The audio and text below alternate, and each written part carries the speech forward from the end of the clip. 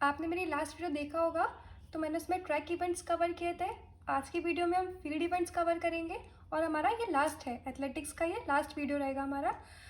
अब हम स्टार्ट करते हैं। फील्ड इवेंट्स में क्या क्या होते हैं हमने बताया था, जंपिंग एंड थ्रोइंग। दो इवेंट्स आते हैं फील्ड इवेंट्स में, that is jumping and throwing. पहले हम डिस्कस करेंगे जंपिंग इवेंट्स के बारे में।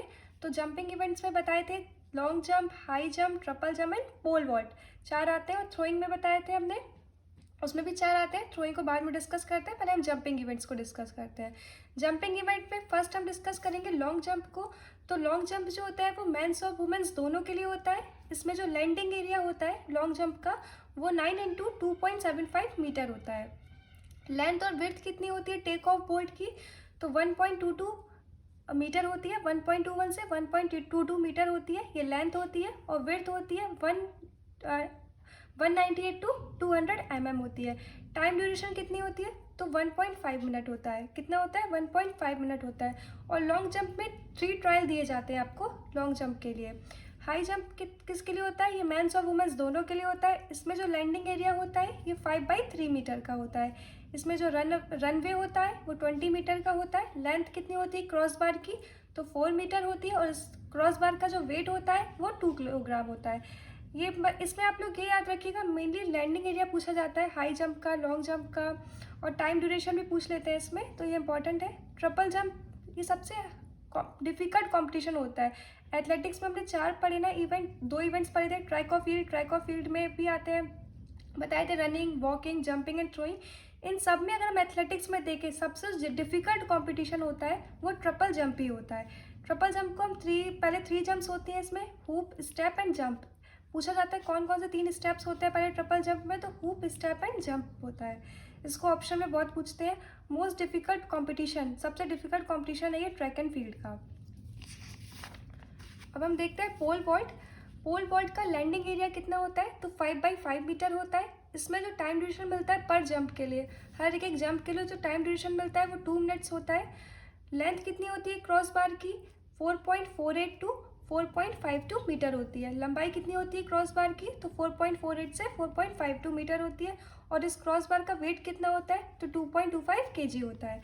ट्रैक की लेंथ क्या होती है, ट्रैक की लेंथ बोल सकते हैं या रनवे बोल सकते हैं उसको, तो 40 मीटर होता है वो। और ट्रैक की जो विड्थ होती है वो 1.22 मीटर होती है। तो ये हमारे थे जंपिंग इवेंट्स। जंपिंग इवेंट्स में मेनली आप लोग लैंडिंग एरिया याद रखिएगा और क्रॉस बार का लेंथ और वेट, ये मोस्टली ये पूछे ही जाते हैं। अब हम देखते हैं थ्रोइंग इवेंट्स। अब हम पढ़ेंगे थ्रोइंग इवेंट्स। थ्रोइंग इवेंट्स में कौन कौन से इवेंट आते हैं, शॉर्ट पुट, डिस्कस थ्रो, हैवलिन, जैवलिन और हैमर थ्रो, ये 4 आते हैं। कौन कौन से, shot put, discus throw, hammer and javelin. पहले हम पढ़ेंगे शॉर्ट पुट के बारे में। तो ये शॉर्ट पुट का मेजरमेंट बताते हैं इसमें। इसमें पूछा जाता है शॉर्ट पुट की वो डायमीटर कितनी होती है। शॉर्ट पुट का जो मेजरमेंट में हम पढ़ेंगे, इसकी डायमीटर पूछी जाती है, तो कितनी होती है, 2.135 मीटर होती है। इसमें 75 सेंटीमीटर की है। बाहर 2 इंडिकेटर लाइंस होती हैं। सेंटर से अगर आप लेंगे तो 20 मीटर इस side and 20 metre this side. ये बीच में होता है स्टॉप बोर्ड। कितना क्या होता है, ये स्टॉप बोर्ड होता है बीच में। इसकी जो इस मेजरमेंट की थिकनेस कितनी होती है, 6 मिलीमीटर होती है। सर्कल की थिकनेस 6 मिलीमीटर होती है। इसमें पूछा जाता है शॉर्ट पुट में कि जो एंगल बनता है वो कितना बनता है, तो 34.92 डिग्री बनता है। थ्रोइंग इवेंट में शॉर्ट पुट में ये एंगल सबके बहुत पूछे जाते हैं कि 34.92 डिग्री का बनता है शॉर्ट पुट में। या इसकी डायमीटर पूछी जाती है, सर्किल की डायमीटर कितनी होती है, तो 2.135 मीटर होती है। अब वेट कितना होता है शॉर्ट पुट का, फॉर वुमेन्स के लिए होता है 4 kg और फॉर मेंस के लिए होता है 7.260 kg। मेंस के लिए 7.260 kg और वुमेन्स के लिए 4 kg। सरकमफ्रेंस कितनी होती है, मेंस के लिए होती है, मैं गलत लिख गई हूँ यहाँ पर, ये होगी वुमेन्स के लिए और ये होगी मेंस के लिए। वुमेन्स के लिए होती है 95 टू 110 मिलीमीटर और मेंस के लिए होती है 110 टू 130 मिलीमीटर। अब हम देखते हैं डिस्कस थ्रो के बारे में। डिस्कस थ्रो में पूछे, ये भी से मेजरमेंट सबकी सेम होती है, बस सर्कल में डायमीटर में चेंज आ जाता है। तो डायमीटर कितनी होती है इसकी, 2.50 मीटर होती है। कितनी, 2.50 मीटर होती है। सेंटर से जो दो लाइन जाती है, वो 40-40 मीटर की जाती है, उसमें 20-20 मीटर की जा रही थी शॉर्ट पुट में, इसकी में 40-40 मीटर की जाती है। इसमें जो एंगल बनता है वो 34.92 डिग्री का होता है। कितना होता है? 34.92 डिग्री का होता है। इसकी जो हम बता दिए इसका डायमीटर 2.50 मीटर होता है। वेट क्या होता है मेंस का डिस्कस थ्रो के लिए? तो 2 किलोग्राम होता है, वुमेन्स के लिए 1 किलोग्राम होता है। सरकमफ्रेंस कितनी होती है मेंस के लिए?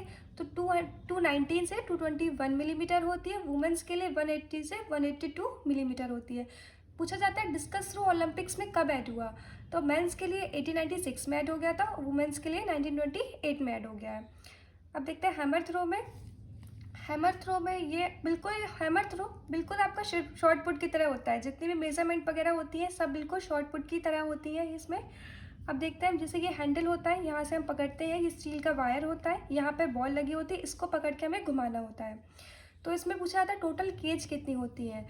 तो टोटल केज जो है 7 होती है। स्टील का जो वायर है ना, ये वायर होता है स्टील का होता है, इसकी थिकनेस होती है 3 मिलीमीटर होती है। इसमें मेंस में हैमर थ्रो का वेट कितना होता है? वेट कितना होता है हैमर थ्रो का? ये बिल्कुल शॉर्ट पुट की तरह है, 7.260 किलोग्राम, और वुमेन्स के लिए होता है 4 किलोग्राम। इसकी सरकमफ्रेंस भी बिल्कुल सेम है। अब पूछा जाता है इंक्लूड कब हुआ है ओलंपिक्स गेम में हैमर थ्रो? तो मेंस के लिए हुआ था 1900 में, वुमेन्स के लिए हुआ था 2000 में। अब हम देखते हैं जैवलिन थ्रो, जो कि लास्ट है हमारा। जैवलिन थ्रो में वेट कितना होता है जैवलिन का? मेंस के लिए तो 800 ग्राम होता है, वुमेन्स के लिए ये 600 ग्राम होता है। हाइट कितनी होती है जैवलिन की मेंस के लिए? तो 2.60 होती है, 2.60 से 2.70 होती है। मोस्टली जब आप क्वेश्चंस लगाएंगे सैम्पल्स तो 2.60 से 2.80 भी बोल देते हैं कभी कभी। वुमेन्स के लिए होता है 2.20 से 2.30 मीटर होता है। ओलंपिक्स में कब ऐड हुआ जैवलिन? तो मेंस के लिए हुआ था 1908 में, वुमेन्स के लिए हुआ था 1932 में। अब ये देखते हैं मेजरमेंट इसकी। तो इसका जो रनवे होता है, जैवलिन थ्रो का जो रनवे होता है वो 30 से 36 मीटर होता है। इसमें जो इंडिकेटर लाइंस होती हैं वो भी 75 सेंटीमीटर की होती है, सेंटर से 40 मीटर पे होता है।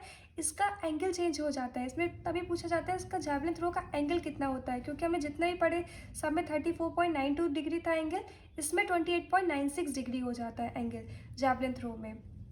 तो ये हमारे एथलेटिक्स का टॉपिक आज कवर हो गया है, आपका गेम्स का टॉपिक कवर हो गया है, एथलेटिक्स का टॉपिक कवर हो गया। अब नेक्स्ट जो टॉपिक होगा उसको हम डिस्कस करेंगे, या आपका कोई आपकी रिक्वायरमेंट हो किसी टॉपिक को पूछने की, तो आप पहले वो कमेंट करके पूछ सकते हो कि आप ये वाला पहले टॉपिक कवर कर दीजिए, तो मैं वो टॉपिक कवर कर दूंगी।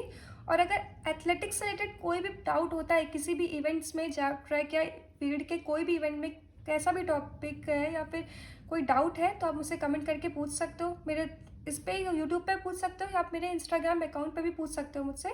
सो थैंक यू, बाय बाय।